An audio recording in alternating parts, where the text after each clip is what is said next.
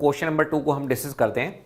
ये क्वेश्चन क्या कह रहा है? ये क्वेश्चन कह रहा है show that the diagonals of a square are equal and bisect each other at right angle. अब इस क्वेश्चन को हम सोल्व करेंगे डिटेल में। बच्चे कहते हैं कि सर ये क्वेश्चन बहुत डिफिकल्ट है। डिफिकल्ट नहीं है, इसमें 3 पार्ट में आंसर आएगा। वो 3 पार्ट में क्यों आएगा वो मैं आपको पहले बता देता हूं। और ये मेरा आपसे वादा है, क्योंकि हम ट्रायंगल पहले पढ़ चुके हैं, तो इस क्वेश्चन का सॉल्यूशन में हमें थोड़ा टाइम लग सकता है, लेकिन ये बहुत बहुत बहुत ज़्यादा ईजी है। कैसे है देखो, सबसे पहले मैं यहाँ पे स्टेटमेंट को पढ़ता हूँ। स्टेटमेंट में क्या कहा गया है? Show that the diagonal of a square are equal. तो आप मुझे बताओ, ये एक स्क्वायर है, इसके डायगोनल इक्वल हैं, मतलब हमें क्या करना है? शो करना है। इसका मतलब ए सी किसके बराबर होगा? बी डी के। तो क्या मैं यहाँ पे कह सकता हूँ टू प्रूव, हमें प्रूव क्या करना है? पहली बात ए सी किसके इक्वल होगा? बी डी के। ठीक है, उसके बाद वो कह रहा है कि बाइसेक्ट ईच अदर।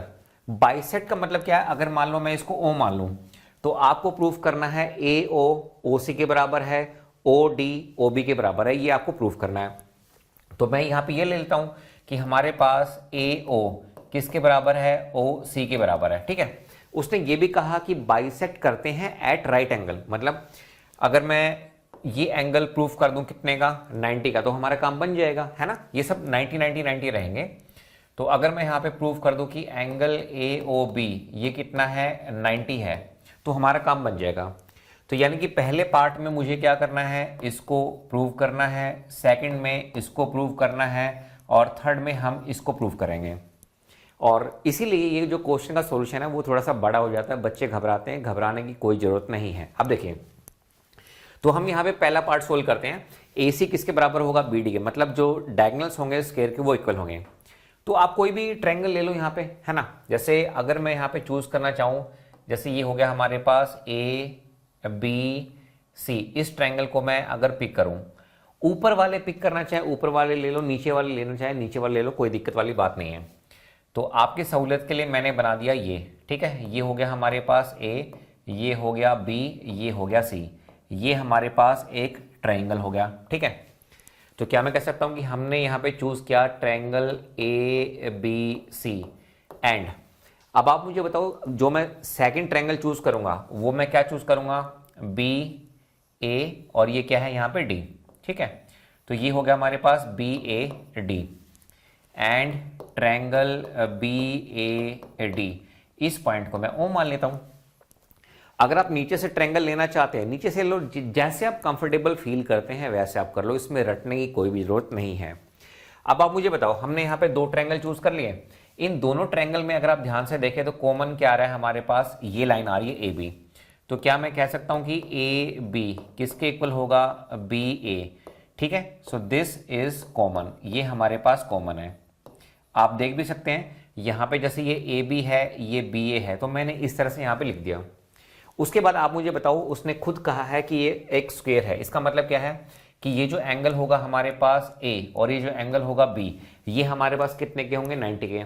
नाम लिखना चाहे नाम लिख दो, अदरवाइज आप 1 2 देना चाहे 1 2 दे सकते हैं, या फिर अगर आप डायरेक्टली लिखना चाहे, जैसे मुझे चाहिए ये एंगल बी, तो ये हो जाएगा मेरे पास ए बी सी, ये 90। तो ये हो गया हमारे पास एंगल ए बी सी, ये किसके इक्वल है? ये हो जाएगा हमारे पास बी ए डी। तो ये हो गया B A D is equal to 90 degree. तो ये तो कहा गया है कि स्क्वायर है हमारे पास। ठीक है, अच्छा उसके अलावा देखो, अगर आप देखें तो ये जो हमारे पास साइड है ए डी, ये किसके बराबर हो जाएगी? बी सी की, क्योंकि स्क्वायर में तो ये हमारे पास क्या होती है? इक्वल होती हैं। तो क्या मैं कह सकता हूँ यहां से ए डी ये किसके इक्वल हो गया? ये हो गया बी सी। तो क्या मैं कह सकता हूं ये क्यों हुआ है? क्योंकि ये हमारे पास क्या है? ऑपोजिट साइड्स हैं। ठीक है, किसके? स्क्वायर की। तो यहां से अगर आप ध्यान से देखें तो side angle side congruent rule के अकॉर्डिंग हम कह सकते हैं कि ट्रायंगल ए बी सी ये कॉन्ग्रुएंट हो गया है किसके? ट्रायंगल बी ए डी के। ठीक है, मतलब अगर आप इस ट्रायंगल को काटेंगे, ठीक है, पेपर पे बना हुआ है, आपने इसको काटा, तो काट के जब रखेंगे तो वो एग्जैक्टली इसके बिल्कुल सेम साइज में भी और शेप में भी क्या आएगा? सेम आएगा। ये मतलब होता है कॉन्ग्रुएंट का। तो मुझे बताओ क्या मैं यहां से ये कह सकता हूं कि दोनों ट्रायंगल कॉन्ग्रुएंट है? तो यहां से हमें क्या मिल जाएगा एडवांटेज कि ये जो हमारे पास AC है ये किसके बराबर होगी? ये BD के बराबर होगी। तो हमारे पास AC किसके बराबर होगा? BD के। So this is the corresponding part of congruent triangle. ठीक है, तो यही हमने फर्स्ट पार्ट में प्रूव करना था, वही मैंने यहां पे क्या कर दिया? प्रूव कर दिया है। तो पहला पार्ट हो गया। अब मैंने क्या किया है, अब मैं यहाँ पे नेक्स्ट पेज पे जाऊंगा, फिर ये सेकंड पार्ट प्रूव करूंगा, फिर मैं थर्ड पार्ट प्रूव करूंगा। ठीक है, अब देखो, तो इसमें तो आपको कोई दिक्कत होगी नहीं क्योंकि पहला पार्ट जो है वो मैंने काफी डिटेल में डिस्कस कर दिया है। अब हम आते हैं इसके सेकंड पार्ट पे। तो पहले मैं यहाँ पे डायगोनल्स बना लेता हूं। तो हम यहाँ पे डायगोनल्स बना लेते हैं। तो ये हमारे पास डायगोनल्स बन गए हैं। ठीक है, अब देखिए, अब मुझे यहां पे ये शो करना है, ये तो मैंने शो कर दिया कि diagonals of a square are equal. अब मुझे ये शो करना है कि ये बाइसेक्ट करते हैं एक दूसरे को। तो इस पॉइंट को मैं क्या मान लेता हूं? O मान लेता हूं। अब ये बहुत ही आसान हो गया है, कुछ नहीं करना है। देखो, दो ट्रायंगल पिक कर लो। एक आप ये ट्रायंगल पिक कर लो, AO और B। ठीक है, एक ट्रायंगल आपके पास ये हो गया, और एक नीचे वाला ये हो गया आपके पास COD। ठीक है, अगर आप ध्यान से देखोगे तो ये जो एंगल है ये एंगल इसके इक्वल होगा, यानी कि जो एंगल 1 है वो एंगल 2 के बराबर होगा। क्यों होगा? क्योंकि ये हमारे पास क्या है? अल्टरनेट इंटीरियर एंगल है। इसी तरह से हमारे पास ये जो एंगल 3 है ये किसके इक्वल होगा? एंगल 4, क्योंकि वर्टिकली अपोजिट एंगल्स हैं। इसके अलावा AB और DC ये क्या होंगे? बराबर होंगे, क्योंकि ये क्वेश्चन में गिवन है कि ये हमें एक स्क्वायर दिया हुआ है। बस काम खत्म हो गया। इसका मतलब क्या है कि ये दोनों ट्रायंगल हमारे पास क्या है? कॉन्ग्रुएंट है। तो इसका मतलब हमारे पास जो AO होगा वो किसके बराबर होगा? OC के बराबर होगा। तो अगर आप कहोगे तो मैं इसको अलग से भी बना देता हूं। तो एक ट्रायंगल हमारे पास ये हो गया, this is nothing but AOB, एक ट्रायंगल ये है, और एक ट्रायंगल प्यारे बच्चों हमारे पास ये है, दिस इज COD। ठीक है, अब ध्यान से देखना। तो हम यहां पर चूज कर रहे हैं सॉल्यूशन, मतलब सेकंड पार्ट की हम यहां पे बात कर रहे हैं। तो सेकंड पार्ट में मैंने यहां पे चूज किया triangle AOB, triangle AOB and triangle COD। तो क्या मैं कह सकता हूं यहां पे एंगल 1 किसके बराबर होगा? एंगल 2 के। सो can I say angle 1 is equal to angle 2। तो इसको हम क्या कहेंगे? इसको हम कहेंगे alternate interior angle, alternate interior angle. ठीक है सर, बहुत बढ़िया। इसी तरह से हम ये भी कह सकते हैं एंगल 3 किसके बराबर होगा? एंगल 4 के।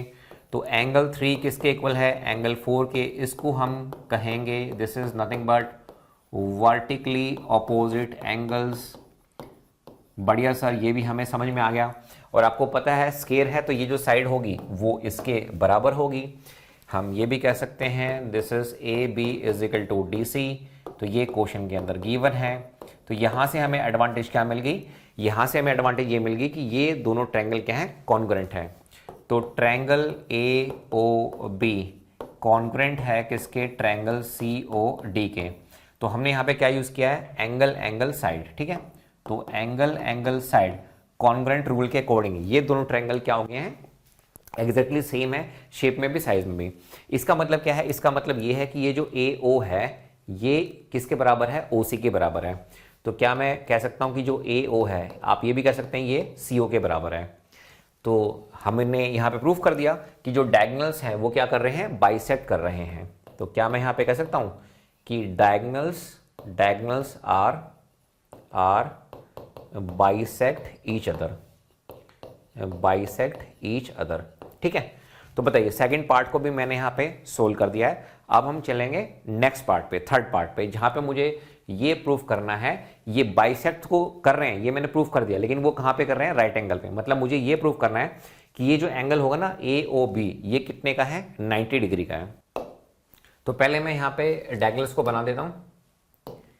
तो हम यहां पे पहले डायगोनल्स को बना देते हैं।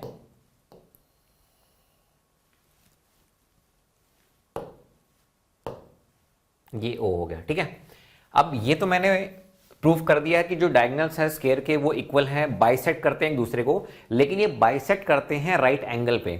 तो आप मुझे बताओ, अगर आप ये चूज कर लो ना, देखो आप यहां पे दो ट्रायंगल ले लो, आप एक तो ये ट्रायंगल ले लो ए ओ बी, आप इस ट्रायंगल को चूज कर लो, और इसके बगल में जो ट्रायंगल है आपके पास सी ओ बी, ये दोनों ट्रायंगल आप यहां पे क्या कर लो, चूज कर, मतलब साथ वाले कोई भी, ये दोनों ले लो, ये ले लो, ये ले लो, जो भी आप लेना चाहे ले लो, जिसमें आप कंफर्टेबल है। ठीक है, तो हम यहां पर सोल्व करने जा रहे हैं सॉल्यूशन थर्ड पार्ट। ठीक है, थर्ड पार्ट क्वेश्चन में नहीं दिया हुआ, मतलब हमने निकाला कि ये थर्ड पार्ट है हमारे लिए।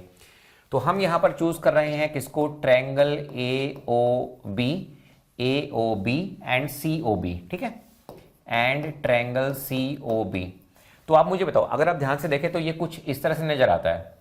ये हो गया हमारे पास ट्रायंगल ए ओ बी, और ये हो गया हमारे पास इस तरह से, अगर आप देखें ध्यान से तो ये हो गया हमारे पास सी ओ बी। अब देखो, इन दोनों ट्रायंगल में आपको जो कॉमन नजर आएगा वो आपको नजर आएगा ओ बी। ठीक है, तो क्या हम कह सकते हैं O B is equal to O B, ये हो गया हमारे पास कॉमन। ठीक है, आपको यहां से भी पता चल रहा होगा ओ बी और ओ बी क्या है, कॉमन है। उसके बाद अभी रिसेंटली मैंने ये प्रूफ किया है कि जो ए ओ है वो किसके बराबर है, सी ओ के बराबर है, यानी कि जो डायगोनल्स हैं ए ओ किसके बराबर है, सी ओ के बराबर है।